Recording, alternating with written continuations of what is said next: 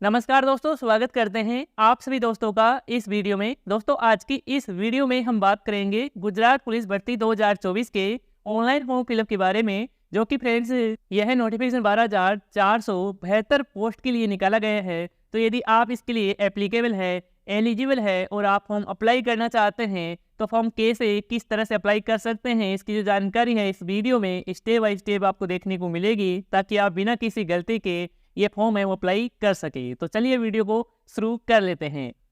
तो आपको अपना गुजरात पुलिस के लिए फॉर्म अप्लाई करने के लिए सबसे पहले तो इस पोर्टल पर आपको विजिट है वो आपको करना होगा, और इस पोर्टल का जो डायरेक्ट लिंक है इस वीडियो के नीचे डिस्क्रिप्शन पार्ट में आपको मिल जाएगा। वहां से आप क्लिक करके विजिट है वो कर सकते हैं। तो जैसे आप विजिट करेंगे तो कुछ इस तरह से आपके सामने इंटरफेस है वो देखने को मिलेगा। यहाँ पर आने के बाद में यहाँ पर आपको ऑनलाइन एप्लीकेशन में अप्लाई का आपको लिंक दिखाई देगा, इस पर आप क्लिक करेंगे। क्लिक करने के बाद में इस तरह से आ जाएगा। तो यहाँ पर आप सिलेक्ट पर क्लिक करेंगे और इसमें यहाँ पर आपको गुजरात पुलिस रिक्रूटमेंट बोर्ड आपको सिलेक्ट है आपको कर लेना है। ये सिलेक्ट करने के बाद में यहाँ पर आपको इस वैकेंसी की जानकारी है वो देखने को मिल जाएगी। इसकी जो फीस भी यहाँ पर ली जा रही है वो यहाँ पर देख सकते हैं कि 100 रुपये फीस है, और SC ST जो कैंडिडेट है उनके लिए यहाँ पर फ्री ऑफ कॉस्ट रहेगी। तो यहाँ पर फॉर्म अप्लाई करने के लिए यहाँ पर आपको अप्लाई नाउ का बटन देखने को मिल रहा है, इस पर क्लिक कर देंगे। क्लिक करेंगे तो यहाँ पर आपको वैकेंसी से रिलेटेड कुछ जानकारी है वो दे रखी है। यदि आपने नहीं पढ़ा है तो आप इसे एक बार जरूर पढ़ लेंगे। इसके बाद में आपको फॉर्म अप्लाई करना है तो आपको फिर से अप्लाई नाउ वाले बटन पर आपको क्लिक करना है। तो क्लिक करेंगे तो इस तरह से आपके सामने पेज है ओपन हो जाएगा। इसमें यहाँ पर आपसे रजिस्ट्रेशन नंबर है वो मांगा जा रहा है, तो अपना रजिस्ट्रेशन नंबर है यहाँ पर आप दर्ज करेंगे। इसके बाद में अपनी बर्थ डेट है वो यहाँ पर आप सिलेक्ट करेंगे।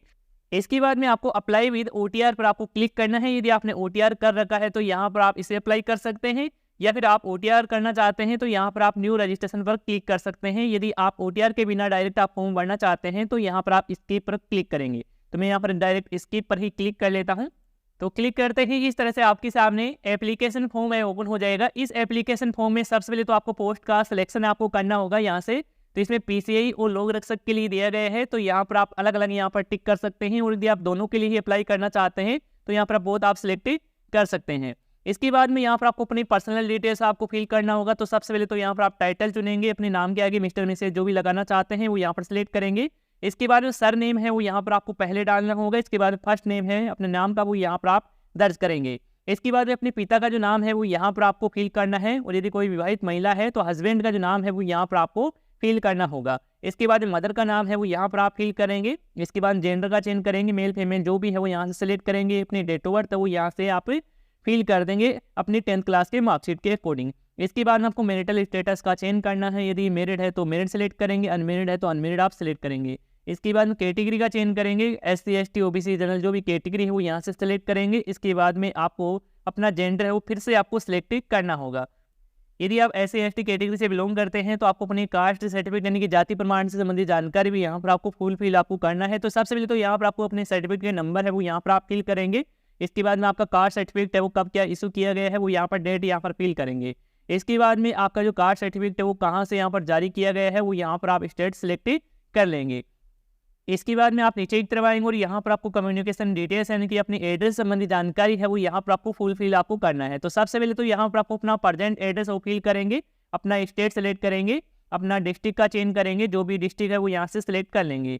इसके बाद में आपको अपनी तहसील आपको सिलेक्ट करना है, यानी कि तालुका है वो आपको सिलेक्ट कर लेना है। इसके बाद में अपने एरिया के हिसाब से 6 डिजिट का जो पिन कोड है वो यहाँ पर आपको इंटर करना है।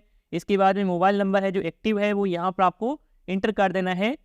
इसके बाद में आपको अपने मोबाइल नंबर को फिर से यहाँ पर आप इंटर करेंगे। इसके बाद नेशनलिटी का चेंज है वो यहाँ पर इंडियन ऑलरेडी आपको सिलेक्टेड मिल जाएगा। सेम इसी तरह से आपको अपनी परमानेंट एड्रेस की जानकारी भी आपको दर्ज करना होगा। तो सबसे पहले तो अपना परमानेंट एड्रेस है वो यहाँ पर आप दर्ज करेंगे, जहाँ के आपके डॉक्यूमेंट है, जहाँ के आपके दस्तावेज है, सेम एड्रेस है वो यहाँ पर आप फिल कर देंगे। इसके बाद अपना स्टेट चुनेंगे, डिस्ट्रिक्ट का चेंज करेंगे, जो भी डिस्ट्रिक्ट है वो यहाँ पर सिलेक्ट करेंगे, तालुका है वो यहाँ पर आप सिलेक्ट करेंगे। इसके बाद पिन कोड है 6 डिजिट का वो यहाँ पर आप इंटर कर देंगे। इसके बाद में अपनी जो ईमेल आईडी है, वैलिड ईमेल आईडी है कैंडिडेट की वो यहाँ पर डालेंगे। इसके बाद अपनी ईमेल आईडी को फिर से यहाँ पर आप फिल करेंगे, वेरीफाई करेंगे।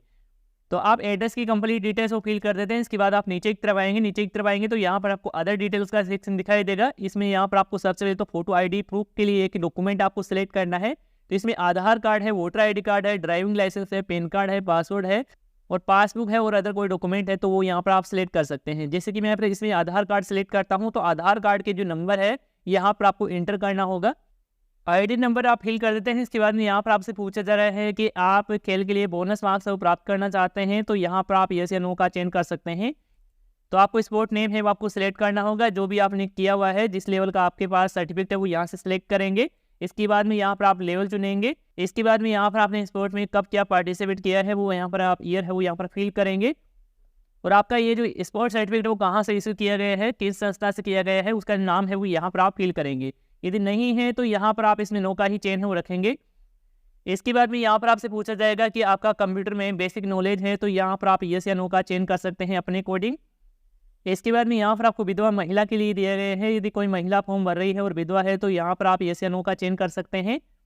इसके बाद में यहाँ पर आपसे पूछा जा रहा है कि क्या एक्स सर्विसमैन है, तो यहाँ पर आप यस या नो का चेन कर सकते हैं। यदि आप यस का चेन करते हैं तो यहाँ पर आपसे पूछा जाएगा कि क्या एक्स सर्विसमैन की आप पेंशन आप ले रहे हैं, प्राप्त कर रहे हैं, तो इसमें भी आपको यस या नो का चेन करना होगा। यदि यहाँ पर आप नो का चेन करेंगे तो इसमें भी आप नो का ही चेन है वो रखेंगे। इसके बाद में यहाँ पर आपसे पूछा जा रहा है कि आप राज्य पुलिस बल में कांस्टेबल या फिर हेड कांस्टेबल या फिर एसआई या फिर वर्तमान में अन्य कांस्टेबल के रूप में कार्यरत है, तो यहाँ पर आप इसमें यस या नो का चेन कर सकते हैं। तो मैं इसमें यहाँ पर नो का ही चेन है वो रखता हूँ। इसके बाद आप नीचे की तरफ आएंगे और यहाँ पर आपको कंपनी लैंग्वेज की डिटेल्स है वो आपको दर्ज करनी होगी। जैसे कि यदि आपको इंग्लिश रीड करना भी आता है, राइट करने में आता है, बोलना भी आता है, तो यहाँ पर आप सभी पर टिक है वो करेंगे। तो मैं यहाँ पर सभी पर टिक है वो यहाँ से कर लेता हूँ। इसके बाद में हिंदी के बारे में बताएंगे, जो भी आता है वो यहाँ पर आप टिक करेंगे। इसके बाद में गुजराती भी यहाँ पर आपको आनी चाहिए, तो यहाँ पर आप इस पर भी टिक करेंगे। इसके बाद आप नीचे की तरफ आएंगे और यहाँ पर आपको एचएससी की जो डिटेल्स है वो आपको फिल करना होगा। तो यहाँ पर आप अपनी एचएससी की डिटेल्स में परसेंटेज है वो यहाँ पर आप इंटर करेंगे। जितनी आपकी परसेंटेज है वो यहाँ पर आप अपने अकॉर्डिंग इंटर करेंगे। इसके बाद क्लास 10 करेंगे, फर्स्ट सेकेंड पास जो भी है वो यहाँ से सिलेक्ट करेंगे।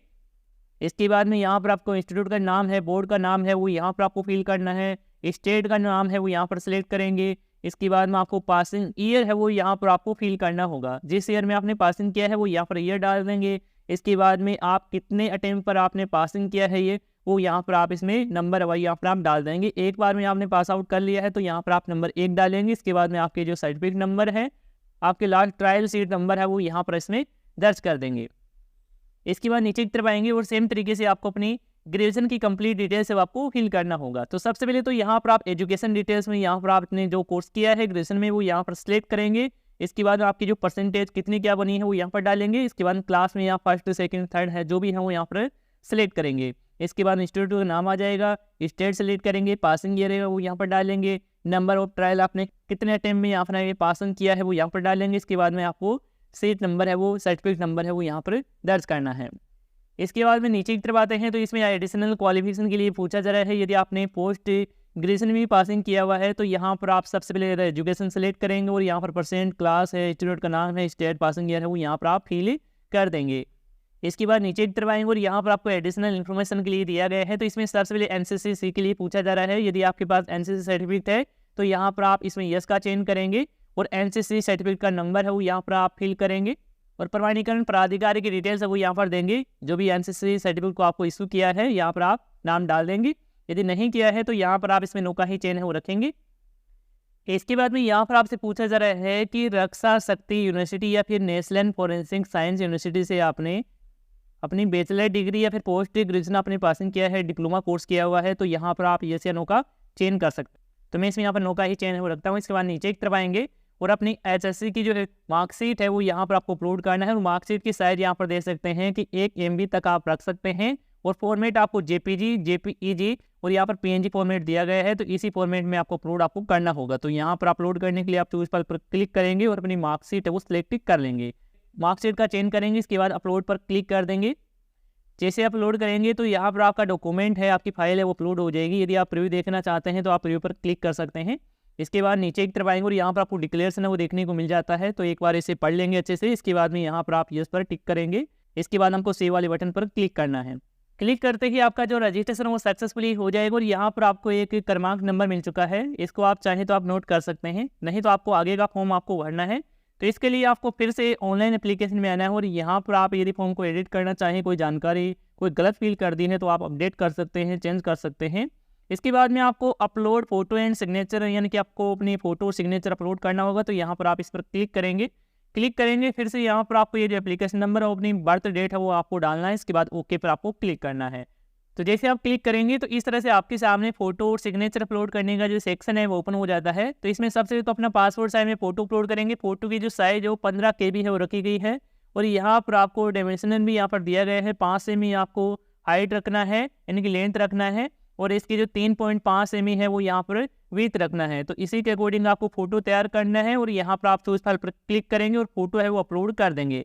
फोटो अपलोड करने के बाद में अपने सिग्नेचर को भी अपलोड करना है। तो सिग्नेचर की भी साइज है वो 15 KB ही आपको रखना है। इससे ऊपर की जो फाइल है वो यहाँ पर अपलोड है वो नहीं हो पाएगी। और यहाँ पर आप एक बार डायमेंशन भी यहाँ पर चेक कर लेंगे। इसी के अकॉर्डिंग आप सिग्नेचर की फाइल तैयार करेंगे। इसके बाद चूज फाइल पर क्लिक करेंगे और अपनी सिग्नेचर को सिलेक्ट कर लेंगे। तो आप अपने फोटो और सिग्नेचर है वो अपलोड कर देते हैं। इसके बाद में आपको ऑनलाइन एप्लीकेशन पर क्लिक करना है और यहाँ पर आपको कन्फर्मेशन का जो सेक्शन है लिंक पर आपको क्लिक करना है।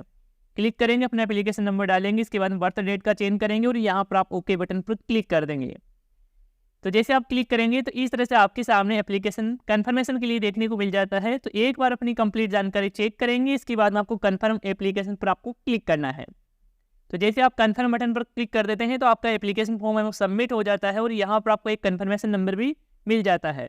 और यदि आप फॉर्म का प्रिंट आउट लेना चाहते हैं एप्लीकेशन का, तो यहाँ पर आप प्रिंट एप्लीकेशन पर क्लिक करेंगे और आपके सामने एप्लीकेशन फॉर्म है वो देखने को मिल जाएगा। चाहे तो आप इसका प्रिंट आउट है वो निकला सकते हैं।